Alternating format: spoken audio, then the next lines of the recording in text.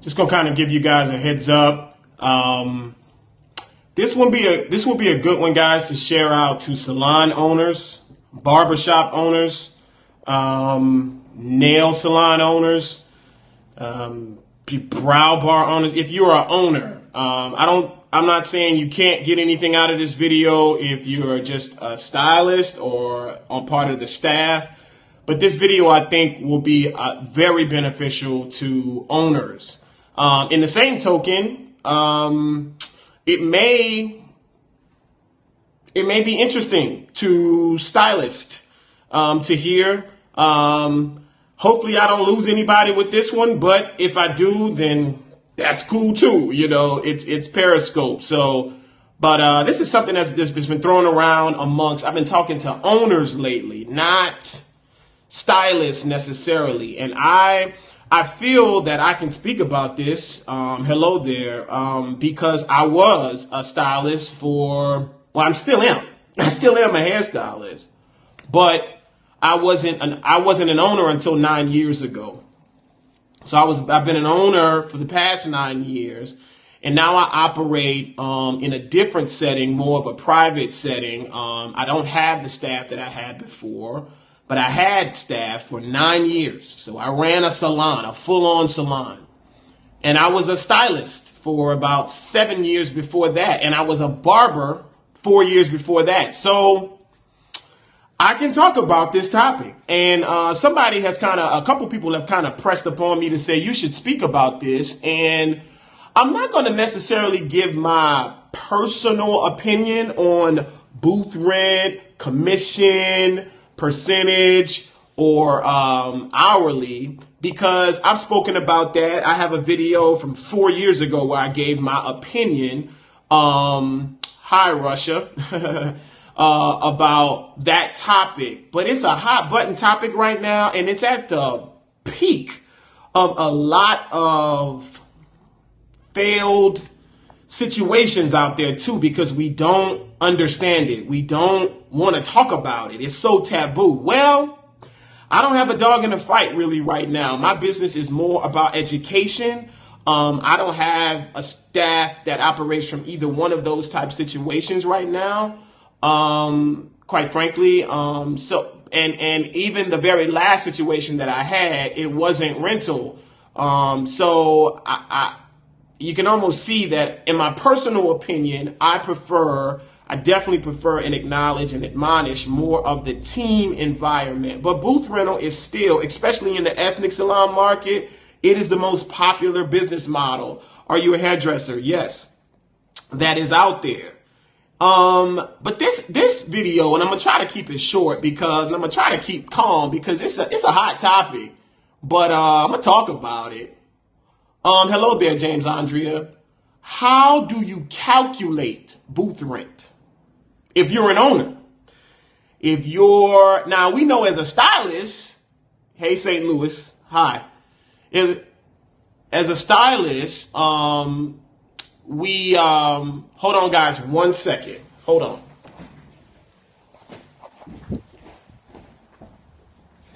Yes, ma'am. Is it still rental? It's a little bit different now. I'm actually on a call right now. If you give me about 10 minutes, you come on back, I'll still be here. I can talk with you. Can you just call me? I emailed you on Facebook. On Facebook, what's your name? Okay, Send your information one more time to Facebook. thanks. This is live. Sorry. I'm at the spot right now. That was crazy, but it's just me, so I got to handle it. Okay, I hope I didn't lose anybody. How do you calculate? I'm sorry, Sansuki. I had to do it. How do you calculate booth rent? First of all, what's booth rent, right? What is it? Where do we come to talk about it? I think it's viewed very differently from two different sides of the game. That was funny. Hey, do what you got to do, right? From the stylist perspective, booth rent needs to be as low as possible.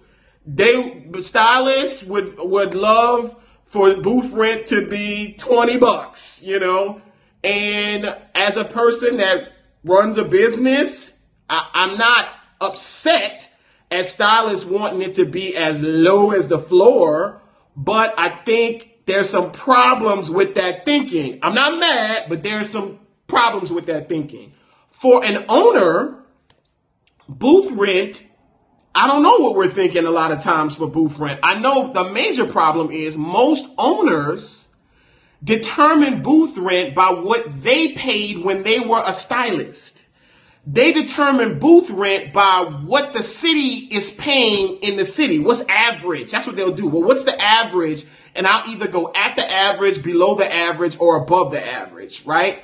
So that's a factor in how people determine how much to charge or to offer a booth in their business for booth rental. Another factor is, again, a lot of owners think that I determine booth rent by how much I think the stylist can afford. A lot of time, this is a little taboo, and it's going to ruffle some feathers, but that's fine. We need to talk about this. I don't mind. How much can the stylist afford, thinking how much they can afford when they were a stylist? Most owners at one time worked for somebody else. So to determine, and they also factor in how much can I ask for without the stylist wanting to leave? How much can I ask them for and they won't leave me because I need the money? Those are some of the factors on why people, how do they determine booth rent? So my question is, how would I determine it if I gave booth rental? I don't. I will never. But if I had to do it, let me tell you how I would determine it. And you think about this. And I hope this video, and I'm going to probably make a similar video on YouTube, but this is on my mind right now. So that's what Periscope is for right now. Let's talk about the word rent. Two situations I want you to think about in rent.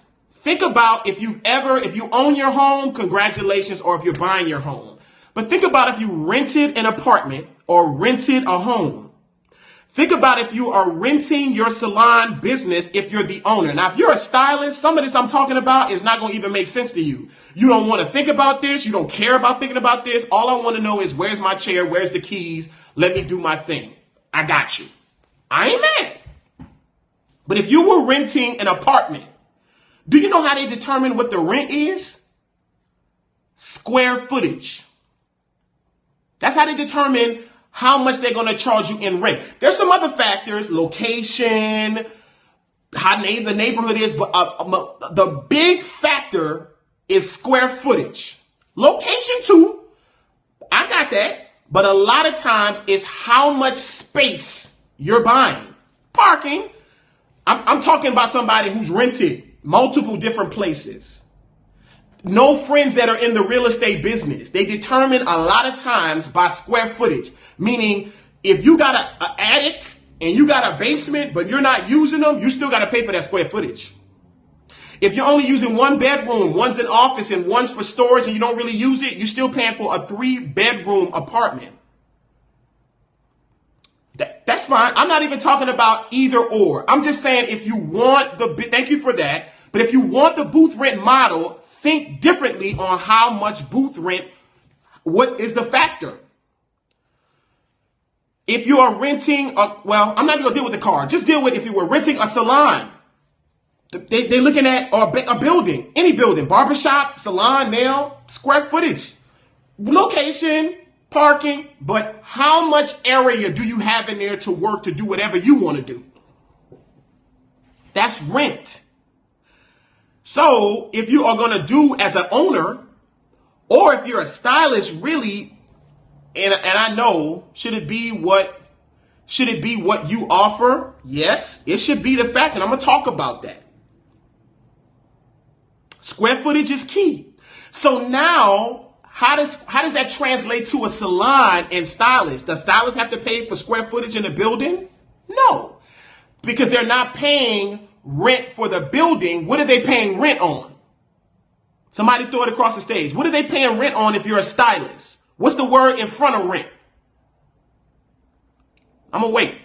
I want to make sure people are following me on this one because somebody got to, but stylists only take up one, I got you, booth. Thank you. Booth. Thank you. Now, what's the square footage on the booth? What's the square footage on the station? Now, how do you determine that? And I'm not talking about the literal square you work in. It's how much, watch this, how much can be accomplished at that chair. I'm going to give you my formula on what I think should be the price point or the formula, Satsuki, not necessarily 2x2, not the physical space, what that chair can make. Because you're paying for the booth, but you're paying for the booth. You're paying for how much you can do in that booth. You get a key. You get your own business cards. You get to operate your own business in that booth. When you rent an apartment, you could do how many heads can you style? We're going to talk about that. Not square footage, but the booth. How much can you accomplish? When I used to rent an apartment, I could do whatever I wanted to with the apartment. It was my apartment, right? I could do any kind of service. Weave, short, color, extensions, relaxer, sew in. You will get a heart attack. All right, I don't know what that's. Depends on also how many bowls, how many dryers. I got you. So here we go. Here's my formula on what I think. All right, I'm about to click it over. I think you should charge, how much can this chair make an hour? Okay? Now, how does that determine? Is you know the area. You know how gorgeous your salon is. You know the type of clientele that come in there. Okay? We know, and you know as an owner, you're probably one of the hardest working people in there a lot of times, or you've worked at the very least, you've been in there where you've worked to your max. You know what that chair can make an hour. Now, on average, let me put this above the screen, and I want to cover this bottom part. On average, stylists make $1 an hour. That's on average. We got people that's doing sew-ins for $300. So I think it's really generous to consider that the chair can make $1 an hour, meaning they're making $60 an hour. All right, at the minimum, at the very minimum, because of the type of services you can do. Now you have to work on your time. You got to work on your turnover because you want to be a booth renter, right? I'm sorry, not $1 an hour. I mean, thank you for that. $1 a minute. Thank you for that correction. $1 a minute. Thank you. I'm sorry. It's okay. It's Periscope. I didn't have time to edit on YouTube. $1 a minute, $60 an hour. All right? How much is the salon open? Now, we know we work 50, 60, 70 hours a week. But let's do a regular work week. Now, you got a key. Y'all, people wanted to come. I came early when I was a booth renter. I stayed late. I used up the electricity. I used up the water. I did all kinds of stuff as a booth renter. Times hours open, on average, the salon should be open about 40 hours, 5 days a week, 8 hours a day, a lot more. Keys give you 24-hour access. Exactly. I'm just judging on 40 hours. Times 15% of that formula. That, to me, is a formula for any owner to determine what that chair's rent should be. Not the city, not what they can afford, not what's going to make them run away. You're running a business, not all salons. So your $1 an hour may be less if you have a low-budget salon, if you have a salon with bad location.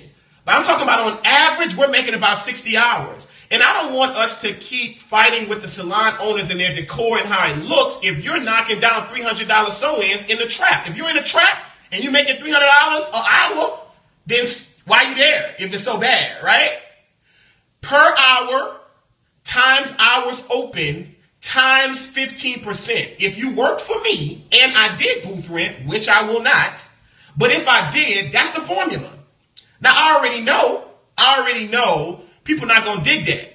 But let me just, you know why this is crucial? Because people want to pay low booth rent, and I'm getting a little excited because this is a problem. People want to pay low booth rent. And let me click your booth because they want to live low. They want to come when they want. They want to go to 2-hour lunches. They want to come in at 12 o'clock. They want to come on the days when they want to come. They want to undercut. They want to charge low. So their attitude is like, I need to get it low so my bar is low. Not if you rocking with me. I was about to use another word. If you rolling with me, the bar is high. We are up in here to get it. We are up in here to work. Now, if you don't want to work in a percentage situation, you still got to work in a business with somebody that's a grinder. We're about to get it. So I'm determining not on how hard you want to work, but how much square footage can that chair make. Now, if you want to come in 2 days a week, it's on you. If you want to take 3-hour lunches, that's on you. If you want to use inferior products and charge less, that's on you. I'm going to give you the best situation, and you have got to pay for then complain about the business is not what it should be. You got to determine by the square footage. Because a lot of people, they don't even know if they went at 100%, they're not even conscious how much money they can really make. And that's why when you say something other than $75 a week for booth rent, which is ridiculous, $100 a week for booth rent, which is ridiculous, they like, oh, I can't pay that. Why? Because you know what they factor in? How hard I want to work. Let me show you what a dollar a minute times 40 hours a week looks like. A lot of people don't think about this. Watch this. Example of $60 a week, $60 an hour times 40 hours a week is $2,400 a week. That's what we could be making if we did one head an hour, 40 hours a week, which is nothing. Haircolor is $200. Sew-ins are $300. A cut and color, a cut and curl is over $100. I'm talking about if you just did $60 washing sets, one an hour, every hour, 40 hours a week, you can make $2,400. Now, the average hairdresser don't even think they can make that kind of money. Why? Because they don't want to work every hour. They don't want to work every day. And I'm talking as a salon owner. I have seen it. That's why I didn't like the model. My productivity in my business was so much more productive. Shouts out to my previous staff because we worked a team environment and everybody was grinding and the door was flying open with assistants and all of that. But in a booth rent, if you want to do it by yourself, okay, well, here's the formula. $2,400 times 0.15%, you should be paying about $360 per week. And that's only 15% of what the chair can make. That's still low, really. That's the formula. Now, is the average hairdresser in Middletown, USA, going to see that number? They're going to run out the salon when the owner says $360 a week. But if you roll with me, that's what you would have to determine. See, they want to hear this number, but they don't want to talk about this formula. They want to, what? How much? That's all people want to know. How much you charge for booth rent? I don't even entertain that because I don't do rental. But if I did, I probably would start talking to them about the formula. Look, listen, sweetie. Listen, old boy. You can make $60 an hour on average in this salon because our average service is $60. That's the lowest service we offer.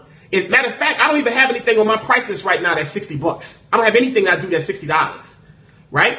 So on average in America, $60, right? You got to put that work in, no doubt. I'm open, dog, 40 hours a week, and you got a key. You can come when you want. It's your business. I need 15% of what that chair can make every day. 60 times 40 is 2,400.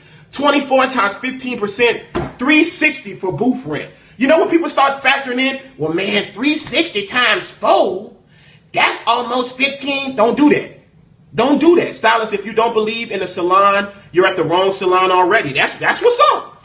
That's what's up. Well, if the salon can't offer me that, you should roll. You should roll and go to something that can give you that. So what do I think is okay, let me calm down for a second. So that's the formula. To be honest with you guys, in 2015, in 2016, I think it should be only 2 business models for salons, period. I don't think hourly is right, but I understand why they're there because there's some stylists that need a lot of work and hourly can guarantee them. And a lot of stylists want a corporate situation where they can have benefits. I understand it, but I think long-term hourly has a high turnover. And I don't believe in traditional rental. But if you do it, it should go by that. formula. It should be just 2 models today going into 2016. Percentage, team, and salon suites. That's it. Every other model I don't think if you big and bad, go do it by yourself. And that's cool. And people make a lot of money. People do great. Go do it by yourself. And that's fine. You could do your thing. You could keep all of the money. Right? But if you wanna work in a team environment, then do that. But just know this. When people don't want to pay booth rent, yo, you're not gonna get all of the money in any formula. You're not gonna bring it all home in any formula. If you're in a percentage, the house got to get some to run the business. If you're in a rental situation, you got a ton of expenses. You got to pay credit card fees. You got to pay for linen. You got to pay for products. You got to pay for website. You got to pay for online booking. You got to pay for insurance. So you're not going to bring it home. If you're paying an hourly, you're not going to bring it all home. And if you work in a suite, you're not going to bring it all to the crib. So somebody is going to get it. But I know our problem is we don't want somebody we can see with supposedly our money. I think that's the wrong way. I think in other cultures, rental is not even a choice. Asian salons, Latin salons, it's sometimes European salons. It's really wide ranging in the ethnic salon world. And I'm saying, if you want to do it, I can help you with the formula. This the formula. I was trying to get you, Cash, but watch it in the replay, dog. If you want to do it, this the formula. But how much they want to charge, let them go. And a lot of times somebody said, well, man, I got a renter and they don't want to pay them more booth rent. That's why you should do retail. Because honestly, if you only charging $100 for retail and the stylist is somebody that you really don't want to work with, you can't sell $100 a week in retail and tell them, go ahead on, do your thing. But if we're not doing retail, we don't want to really work, and then we're handcuffed. They got us by the cojones. I was about to say another word, and we have to do what they want, right? And I'm not a fan of the bully booth renter that doesn't want to pay. I'm not really with that. You know, as far as a formula for percentage, that's another video. I can talk about that, because then that is determined by the strength of the stylist.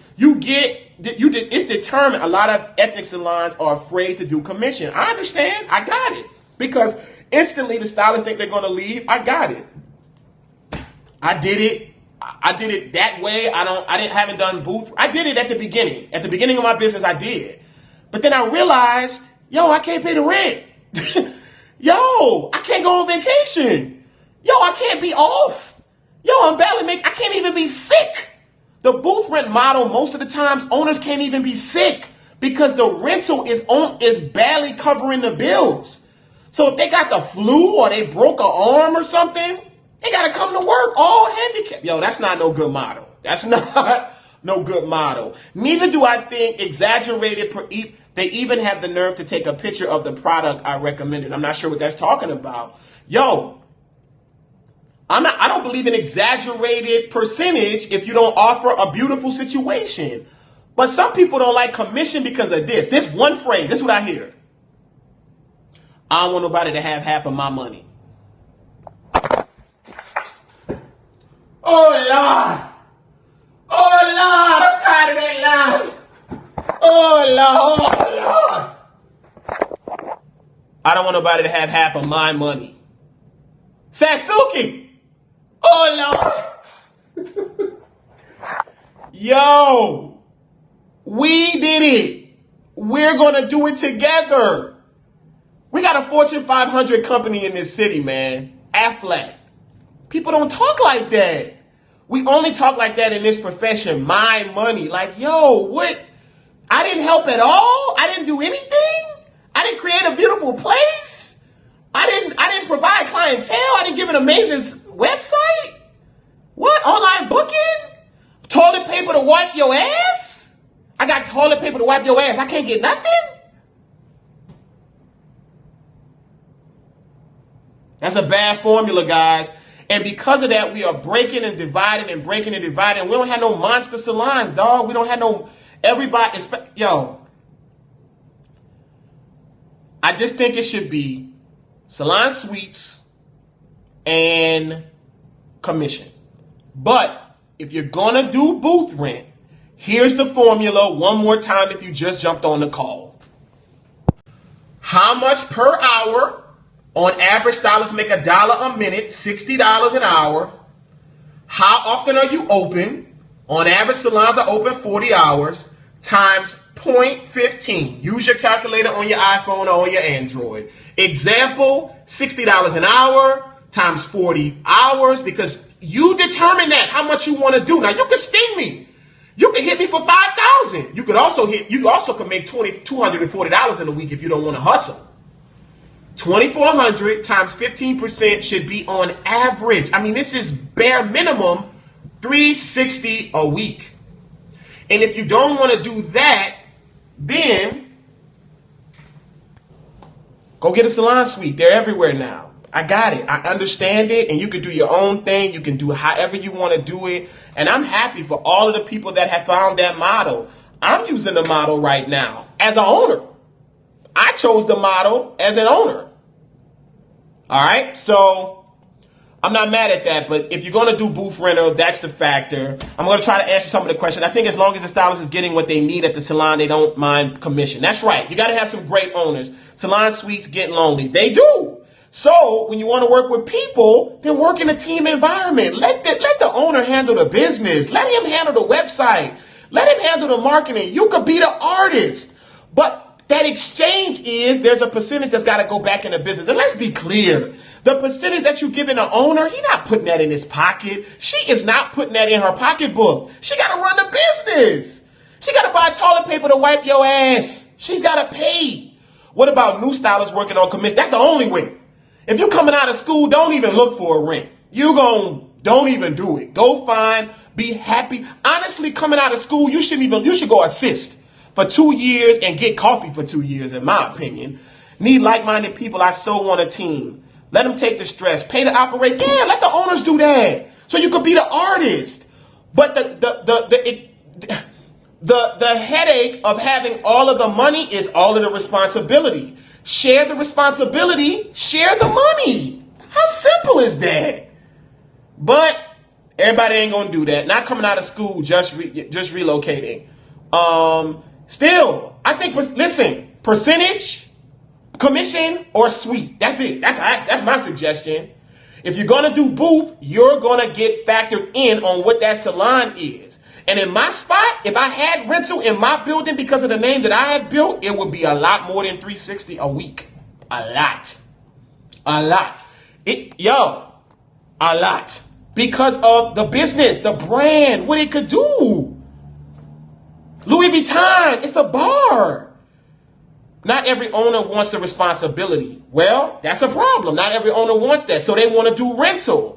But if they want to do rental, create a beautiful environment. You don't have to manage them every day, but create an environment where they could get it in. Well, when they tell a client $300, they don't blink. When they tell them $50, $60, $70 for a haircut before the style, they don't blink. And because you create that environment, they should have no problem chipping out 15% of what that chair can make. How do you expect from a commission stylist would have no customers? Well, the rent is too damn high. All right. It's too high because of the traditional model, but this is futuristic thinking. This is about what the chair could make, how often you could get in there and make it. Because you know what's too damn high? If that was a slight to what I'm saying, you know what's too high? When you're paying somebody $100 a week and you bringing home $2,400 a week, that's too high. That's not fair. I get paid $100 a day guaranteed. That's cool too. But if you could make $2,500 a week and you think it's fair for an owner to get $75, $100, that's not fair, guys. That's not fair.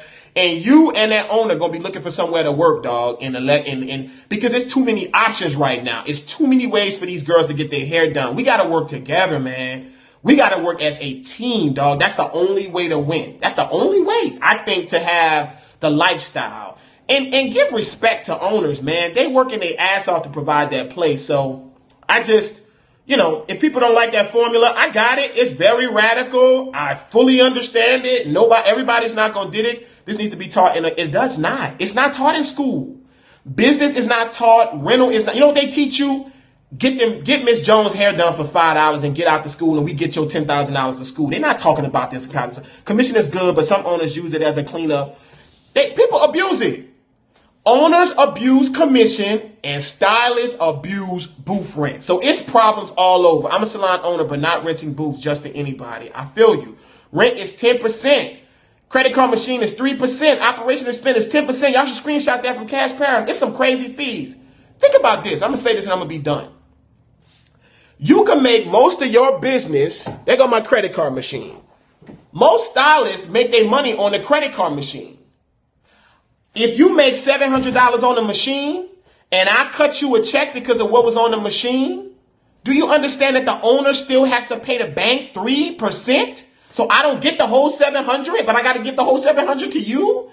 That's expensive stylists don't even think about. I don't see all of the money. When they go through the machine, they get their 3%, they get their 2%, they want whatever. So, but I got to give it all to you, right? When somebody doesn't like their hair, I could go on and on the expenses.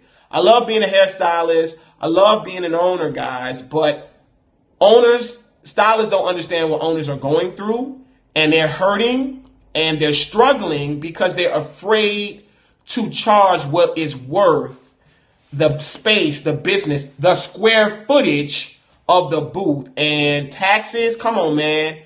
What was this my video? Was this my video? I don't know. Not necessarily, sweetie. This is a conversation I'd have had about 5 times this week. Now, if it helps you in Detroit, it helps you. But I got to talk about it because we got to think about how it should go. So that's why I think, if you don't want to share any of the paper, no problem, guys. Get a suite. So no, it's not. I appreciate that you understanding it because it's not no slight. You know what I mean? I love talking with you. D-Town, we ain't gonna point you out, but somebody got to talk about it. And with 7 years as a hairdresser, 15 years as a hairdresser, 9 as an owner, 4 as a barber, and most of my friends in my phone are owners. They're not hairstylists alone. Somebody got to talk about it. Somebody got to talk about it, and I'm here to talk about it, and I'll take on any questions about it because we are failing at an alarming rate, and it's because our financial model of the business is shitty.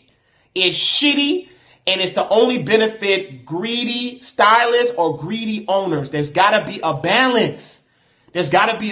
No more greed on either side. But booth rent is a problem a lot of times for the owners and beneficial to the stylists. I just wanted to point that out, guys. Listen, Torregano Education. Guys, follow me at the website. Everything is at the website, RaymondTorregano.com. You can book from there if you're a stylist. If you're a client. What's going on, Jazzy Jills? We share costs and pay for our machines. Each person responsible for themselves. That's cool. A lot of owners, including myself, we are going off of years of renting booths. I got you. That's why we got to get outside of hair and learn from some other business models. We got to learn some other models. Folks are jumping. I couldn't see that part. I'm going to have to watch it in a replay. But there's some other situations where it's really harmonious. There's a salon in town. I feel like they work harmonious and it's a rental situation. It's fair. But 75% of the salons out there is unfair. This is not about one exception. The norm, right? The norm is unfair on either side. It's unfair to stylists and it's unfair to owners. I'm just talking about a real balance, and let's get some formulas out there. Guys, I hope this helped. Something to think about. Share this video. Color Confidence is coming up, guys. We got one in December, one in January. You can purchase the tickets on the website, RaymondTorregano.com. The links are up. You can get the tickets now. It's going to be an amazing color class. It's going to really build your color confidence, right? And get you to go back home and up your prices and charge more and have a better business. I hope you enjoyed this, guys. I hope the info helped you. Share this video to your people. Share it on Facebook. Share. You can text it now. I hope it really helps. And I can't wait to see you guys at Color Confidence. I'm about to go work on something right now for the class that's coming up in December. And I'll see you guys either later on tonight or tomorrow. Do you have other classes besides color? Not right now. Only color right now, because that's where we're hurting at the most, in my opinion. So just color right now. But the color also comes with business comprehension, because it's held here in my space. So we talk about marketing, business, we talk about social media, we talk about salon experience, we talk about branding, all of that, pricing, all of those things. We're even going to talk a little bit about how to better your photography online. So come into this color confidence workshop. I'm trying to take it up to another level. I'm trying to hit all your senses: taste, sound, sight, hear, smell. I'm gonna try to blow your mind with it. So it's going to be worth every money. The class investment cost is on the website, RaymondTorregano.com. It's in my bio up top on Periscope. You can check me out. Follow me every day on Instagram. And, of course, the YouTube. You can just punch my name in, punch in Torregano, guys. Y'all have an awesome hump day Wednesday, guys. You got a couple more days. Start pre-booking for Thanksgiving, guys. Work Monday, because you're not going to be able to work Thursday and Friday, guys. You want to spend that with your family. Do not go in there Friday. Don't do it. Sit down and eat a turkey sandwich that morning, man. Watch cartoons with your nephew. I'm going to do it with my nephew. I'm watching cartoons, right? So work Monday instead of Friday. That way you can get 3 solid days and enjoy your family next weekend. Take care, guys.